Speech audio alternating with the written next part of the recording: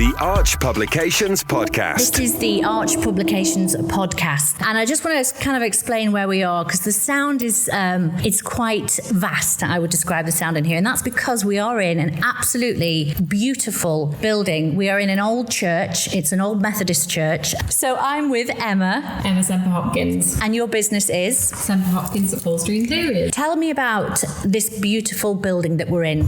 So we're in the village of Scholar Green, which is just outside of Congleton. It's a primitive Methodist chapel, and it was built, I'm going to say 1892, but it might have been slightly earlier than that. And we've been in here open since 2018, but we started the renovations in 2016. So it was a bit of a restoration, which was carried out by my dad. And that's what we've got here now, a beautiful workshop, which we teach upholstery workshops from. Was it empty for quite a while before you took it over? It had been empty for a couple of years. So I think the last service was in 2014. It was still being used by the village, and then it had been set empty and went up for sale by auction by the parish council. It's just because it no longer had a big enough congregation. Yeah. I think was the main reason. But what's great is the fact that you're using it and it's not been demolished or been, gone to rack and ruin, which I'm sure it wouldn't have done anyway. But is it a listed building? No, it's not listed. Wow, that surprises me though. You'd expect it to be listed with so much history. I suppose, but a lot of the Methodist chapels aren't listed. It was like the one further up in the village of Mountcop. That one was actually knocked down. So luckily we got hold of it and we've restored it. Yeah, you've saved it, which is great. And with these beautiful stained glass windows, because the front of the building obviously has got two really large stained glass windows with a mix of purples and greens, and they look like they're in fantastic condition. Are they original then? All the windows are original. We've done a synthetic restoration, so a lot of the original features are in here, the memorial plaques and things like that we still have on display, and the clock. So yeah, most of the things that we could keep that were on the walls and things are still in the building. So you mentioned you run your upholstery business from here. Was that always the plan when you bought the building? Yes, it was. I mean, at the time, my business was very early on in its infancy, but it was just an ideal opportunity with living next door to it. So, yeah, it was. So how did the business get started then? Because I know you've had a corporate career, haven't you, before this? Yes, so I was still working at the time. I set up my business in 2016 when I was on maternity leave with my son Alfie. And at the time, it was just a part-time thing that I was doing in my spare time with being a new mum. And it started from a hobby, really.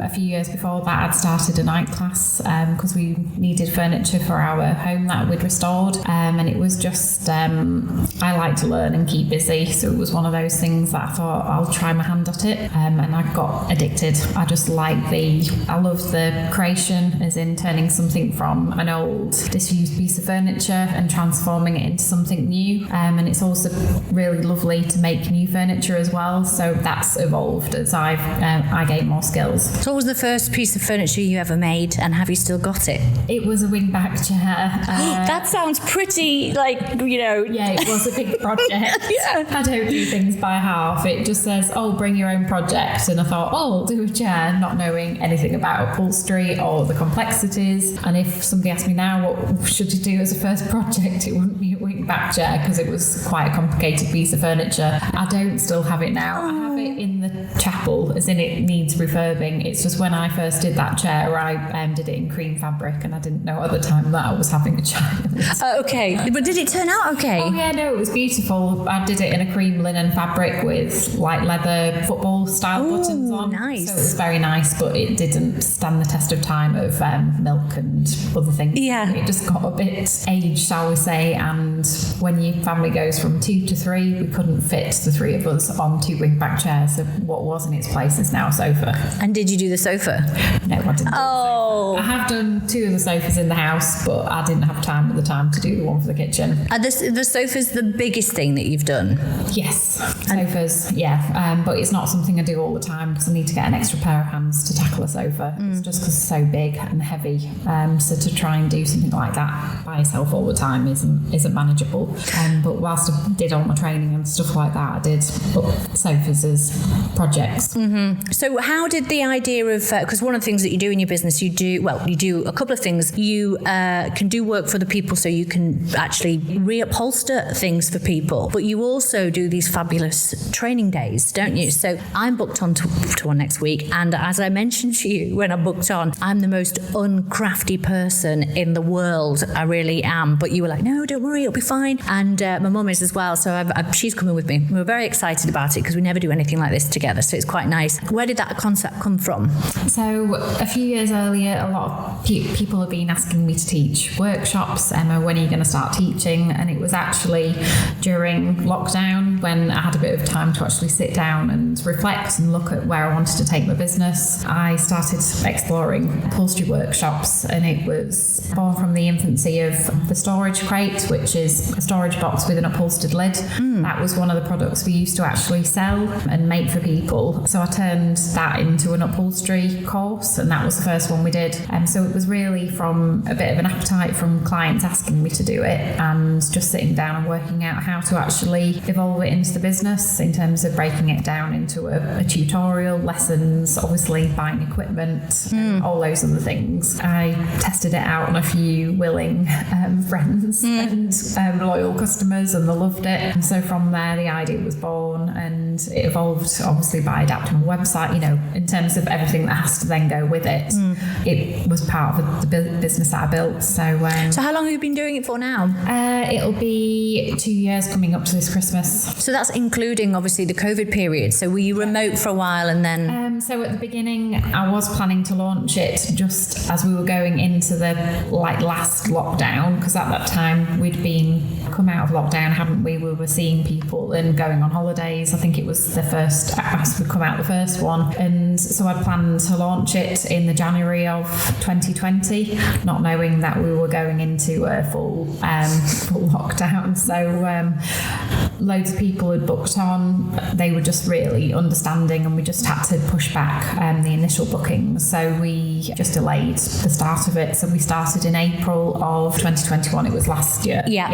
So we'd done a little bit for the year before, and then we've had all of last year and all of this year running them now. Personally, myself, I love doing crafty experiences. So this year I've been on a fused glass workshop. I've tried pottery classes. I've done painting. You're so crafty. I know, but I like doing those types of things. They're my hobbies. So I like that. That's why I love teaching, because I love sharing my skills, and I love seeing the happiness that it brings people, because it's just fulfilling, because as you're starting to build and see it come together, it's everybody's faces light up, and then when they finished it, they're just surprised that they've been able to make something like that. I'm hoping that when I come next week, it will be life-changing for me, because I will realise, because it's one of those things where I've bought kits from places and they've just sat on shelves and got dusty, like crochet kits and things like that, but they're still there now. So I'm thinking maybe after I've done the course, I'll go home and be all inspired to kind of get the dusty crochet kits down and start doing stuff with them. Hopefully. Or you'll find something that you love, because it's finding your thing. Some people like crochet. I enjoy art, so all the things I've explored, I like doing things that I can do in my home. It's just finding something that's right for you. And I think that's what I enjoy the most. Is people come for the experience, they get a piece of furniture at the end of it, and then they can actually find out whether it's something that they can do for themselves, because we teach it in a way that you can take it up at home. As in, we show you what tools you could buy, you get to use them, test them out, and then because most things you have to learn and be comfortable in your own skin doing it, and it's good coming to something face to face, because you can actually ask questions and get some practical skills as well as feeling comfortable and confident. And then once you've had a go, you'll then feel more comfortable watching potentially a YouTube video or reading instructions from a book, because it'll make more sense rather than having to go at it blind. You'd be like, that doesn't make any sense, and then just put it down, versus having to go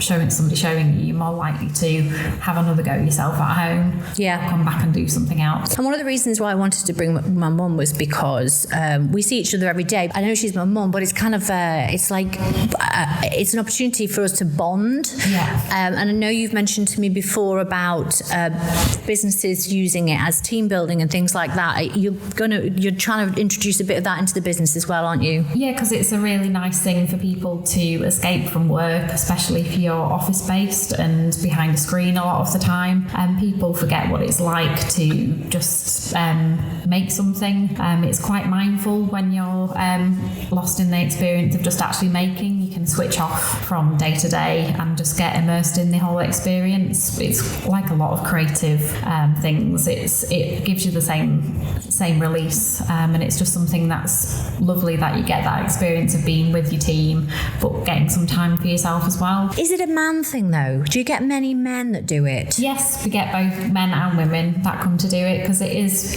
usually or predominantly a very male-orientated industry, upholstery. Is it really? It is. Wow, didn't know that. Well, it's very hands-on. It's very manual. I'm not saying it's all male. There are lots of females in the industry as well, but on bigger pieces of furniture, you are stood a lot of the day, because it's not a sit-down. You're not sewing a lot of the time. You are using physical tools. So you're using staple guns, you're using hammers. Okay. So I'm just meaning people just assume it's crafty, but it's not. I get you. It's open to both. Yeah. People. So if people are wanting to do something that's slightly different, that you're not climbing through forests or, I don't know, trying to make boats and things like that. Or escape rooms. Yeah. It's open to both men and women. Yeah, absolutely. And do you do courses for younger people, for sort of teenagers? No. Unfortunately, it's just I can't get insurance. Okay. It's very difficult when you're operating a staple gun, which is like a weapon, basically.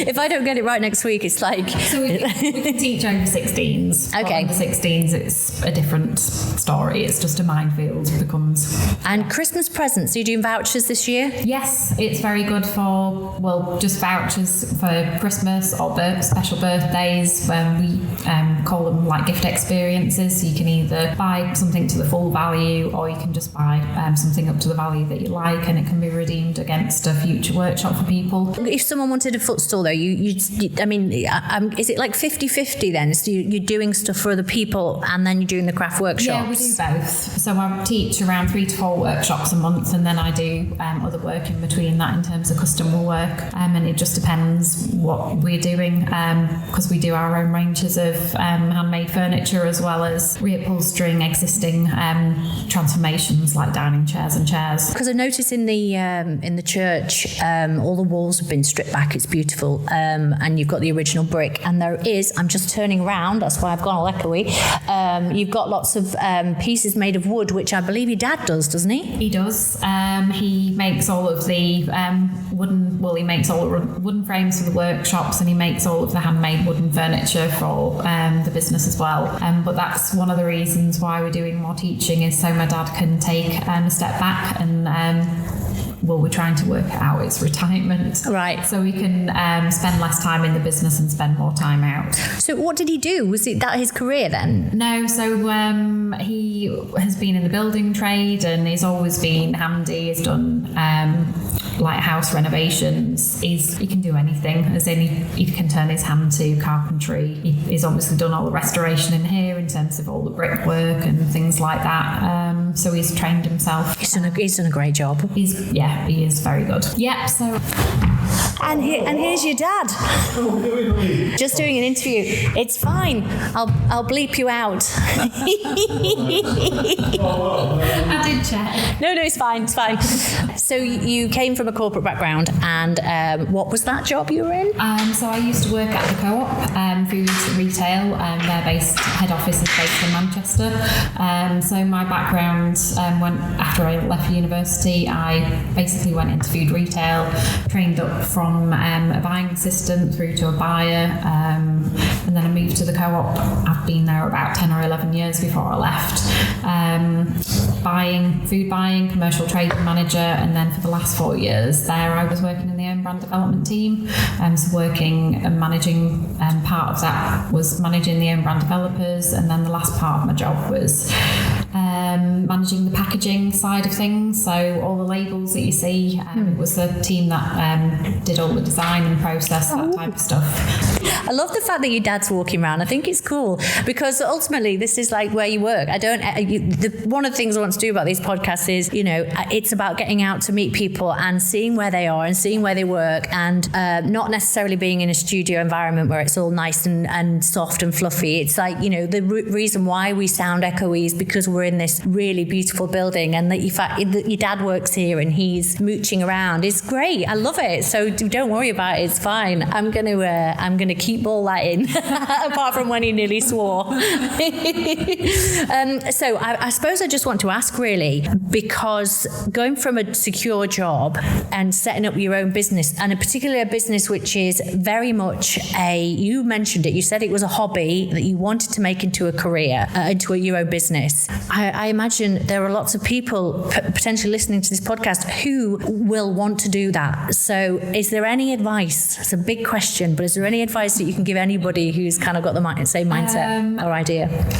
I'm going to be honest, it was a big leap, and it is scary. The main reason I did it was so I could have more flexibility around bringing up a young family, which it has brought. It's also brought lots of other challenges, which is like any business owner, you have to overcome. So it's not for the faint-hearted. I have been lucky that I had my business background from in my old job, so I had all that experience to bring with me, but it's very different working for yourself than it is working for somebody else. So it's surrounding yourself with people in terms of a support network. So I've got the support from my family, and also like growing a network locally, as in meeting with new business owners. At the very beginning, I joined up with a networking group that was specifically for mums. So it was, at the time, there was something around called Biz Mums. There are other networking groups like it, but I mainly joined that to make friends with other people that were in business, that were in a similar setting as myself, so they could understand what it was like being a mum, as well as like starting a new business. Is Biz Mums still going? No, it's not going anymore, but there are other mums in business. I think it's called MIBA. I'm not sure, don't quote me on that, but if you Google, it's like mums in business networking groups. There's lots of things out there for when you've got a small child, and you can take them to the meetings. Yeah, because with you at the time, that was what I needed, because I used it to understand like how to find insurance companies, like accountants. I got my accountants from Biz Mums. My accountant and my first accountant, she was amazing. So it's all of those things, like knowing where to like find people that can help you, as well as asking questions and getting support. So I'd probably say that's the biggest thing, is finding friends that are in a similar situation, because you can bounce off ideas off each other, because it can get quite lonely when you're by yourself. It's also having, like you say, your family around you, so you've got their support as well, because you can't go into it if you haven't got that relationship with both, because obviously I'm close to my parents and my husband as well, because you need to be able to communicate about finances and how business is going and just all of those life things as well. So there's lots of learning that's gone on personally over the last few years. But yeah, I wouldn't change it, but it's life changing in what it does to you as an individual as well. Yeah, it gives you the freedom and a lot of sort of responsibility, doesn't it? It does. Freedom and responsibility, but it's allowed me to have the lifestyle that I want to. Pick the kids up from school. Yeah, being able to go to plays or do all the things that you want to be able to do. I say to our 13-year-old boy, because he gets home from school, and we're there pretty much every day. It's actually quite rare for both parents, because we're working from home, to be there. And I sometimes think you must find that really annoying that you can't just go home and raid the sweet drawer, or because we're there going no. But yeah, I think when he's older, he'll probably be very grateful of it. I think he probably doesn't know any different. Whereas in that year where I did go back to work when he was very young, I hated leaving home before I got to see him on a morning, or when I was rushing to pick him up from nursery. So it's just personal choices. Everybody's got choices to make, and it's what's right for them. And you've done so well so far. What is the next step then? Obviously, we talked about doing more corporate days. So they're not called training days, are they? Team building days or days out for businesses. Running the workshops for like yourself, like your mum. You and your mum are coming along together. People come by themselves. I'm also launching a night class. So in January, basically it's the same workshops that we teach during the day, but for people that can't get here during the day, we're running it as on a Tuesday evening. So you could do it all on a Tuesday evening? No, you'd have to come for, depending on the workshop, it depends on which one it is, how complex it is. It's either going to be 2 or 3 nights. Oh, that's a great idea. So like a short course that would run from like 9 till 3 would teach over 2 evenings from 6 till 9. You could do it with wine. Or you're not allowed to do it with wine with staple guns? No, I'm not being responsible for Okay, so no wine. Yeah. Oh, that's great. That's really good. I think since we last spoke, I didn't know you were going to do that. That's really good. I've been working on, and also something that else is in the pipeline that I'm learning is how to do online courses. So people that can't get to us from a location base could potentially get, like you say, where you've got lots of courses that you purchased but not done. Yeah. For those people that either can't get to us because of location, or also a lot of clients that have been to us want to carry on learning but don't necessarily want to come to another in-person workshop. It's just something that they can carry on doing and learning skills. So we're developing those as online courses. So we're making footstools next week. We've chosen our fabric and the type of feet we've got, because I didn't even think that you'd give me a choice of feet, and we've got this amazing choice of feet as well, which is quite exciting. I didn't think I'd be excited over footstool feet, but I am. Are you going to be moving on to things like courses for chairs and things like that then? Eventually we'll be adding more things because we developed the course so you learn skills. So each course has got a different design to it. So even though they all look like footstools and benches and storage boxes, they've all got different intricacies to them. So one's deep buttoning, like yours, you're learning a different design of finish on the corner. So it's all skills that you can take on to use in other pieces of furniture. So we will be moving on to more complex pieces, but at the moment we're just focusing on what we've got in terms of I'm not going to run before I can walk. Yeah, and you don't want other people to run before they can walk either. So it's just expanding. So where we get a lot of feedback from customers as well in terms of what else they're looking for, because otherwise I'd be developing things that people aren't necessarily wanting to learn. Because when we first started, the first product we did was a storage crate, and I only had one workshop. Oh, okay. Whereas now we offer like 6 different courses. We include all the fabric and different options of size of piece of furniture that you can make. So we're giving more choice to people and not giving them, like you said, you get the choice of fabric, whereas before we just let people bring their own, and it overwhelmed people. They didn't know where to go to buy it and what type to buy and what else to do, whereas now it's almost, you do get to design it before you come, so you get to think, I'd love to do one of those workshops, but where am I going to put a piece of furniture? So you get to think, I've got room for a footstool, I'd like a bench for the end of my bed in my bedroom. I've just thought through as we've developed them, thinking about customers in mind.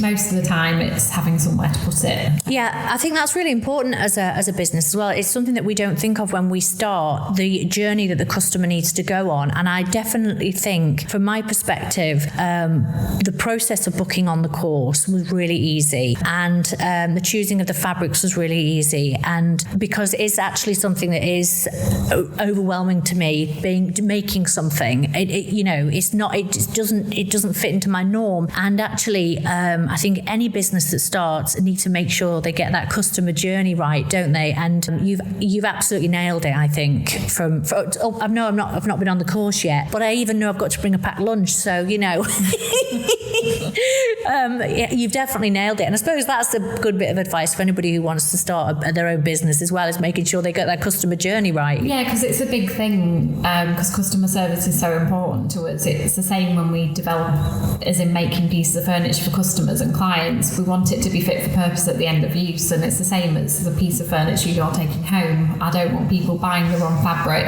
to then come to a workshop, make a piece of furniture, and then it's not got a stain guard on it, or it's not fire retardant, or all the things that I know because I'm in the industry. They don't know going to a shop and just picking the fabric because it looks pretty. In a year's time, if it's got a dog hair on it or kids spilt something and they can't clean it, it's not fit for use and it's going to look not very good. Whereas your piece of furniture that you come to make, we've done that thinking for you. And a lot of clients have given us that feedback that they just like that we're allowing them to just do the making and enjoy the experience rather than worrying about, do I need to do this and where do I go for that? There's no barriers. Yes. Yeah. Try to take the pains away and think through what could be stopping them wanting to come and do it. And it's other than just coming and enjoying the experience.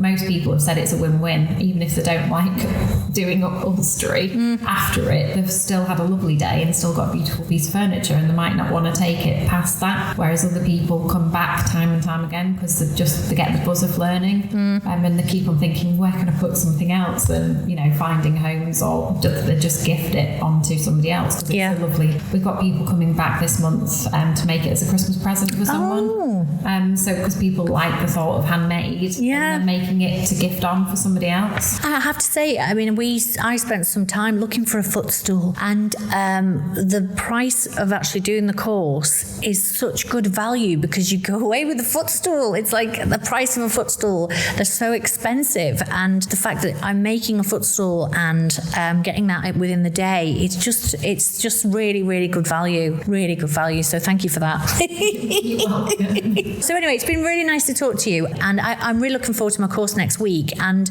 watching you grow and develop and do new things. So thank you very much. You're very welcome. The Xmas decorations will be up next week as well. So oh, good.